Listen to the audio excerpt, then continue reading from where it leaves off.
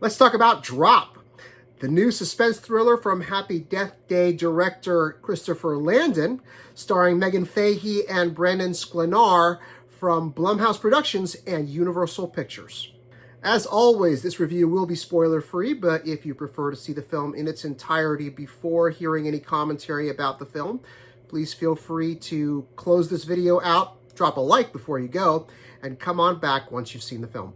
I'll get right to the point. Drop is a lot of fun. Okay, it's not perfect, but it is a very clever, engrossing thriller. It's built around a fun concept that's obviously very, very modern, very 21st century. It could be dated in a few years, who knows?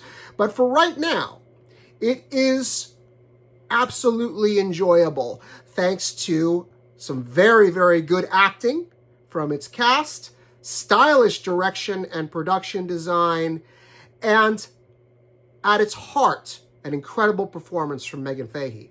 Now, that name may not be familiar to you unless you watch The White Lotus, specifically season 2, where she was a main character. She earned a Primetime Emmy nomination for her performance in that season. She won a Screen Actors Guild award for her performance there.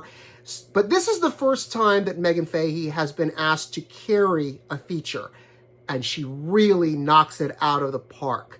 Her intensity, her commitment to the role, the heart she brings to the role, she's in every frame, and she will hold your attention. She gets some help with the style of the film and a very solid script, but this movie succeeds because of her, 100%. Her co-lead in the film, Sklenar, delivers another very solid performance. We saw him last year in It Ends With Us, and if you watch 1923 on Paramount Plus, he has a featured role there. But here, he is a romantic lead, but he doesn't get as much screen time as Meghann Fahy does. And he's not asked to do as much. He's reacting a great deal to what's happening to Meghann Fahy's character here. He does a good job, but she is undoubtedly the star. I've already talked about the style of the film. The production design in general is really lavish. It's centered in a restaurant in downtown Chicago, and man, would I love to dine at that place if it was a real joint. This is breathtaking stuff. Now, there's also some stylistic elements to this film because of the nature of the movie, the nature of the story. It requires some over-the-top elements. At times, it feels almost like you're reading a comic book, the way that certain messages are conveyed and tone is conveyed in the film. At times, it may feel like a bit much, but it does work overall. And thankfully, by the third act, it sort of tapers off and we get to a more traditional mode of communication. Did I have any issues with the film? A few. I've already mentioned pacing. Like I said, I think the film could have been 5 to 10 minutes shorter. I think certain gimmicks, certain elements, dramatic beats were dragged on a little bit too long, could have been shortened.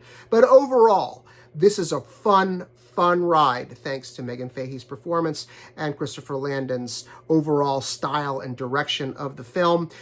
Now, one last thing I do want to mention, though, is that there is an element to the main character's backstory involving domestic violence, and there is some strong imagery associated with that. So in case you're bringing younger viewers, please keep that in mind. Drop is rated PG-13 for strong violence and thematic elements. It is in theaters on April 11th. You can find more Film Buff Unplugged reviews and videos on Substack. Just head to fbunplugged.substack.com and subscribe for free. That way you won't miss a single post. We also have a channel on YouTube. Head to youtube.com/@FilmBuffUnplugged, all one word. Please give us a like on Facebook, and if you're on TikTok, you can find my review videos and more by searching for @FelixAlbuerne Jr., all one word. Thanks for watching.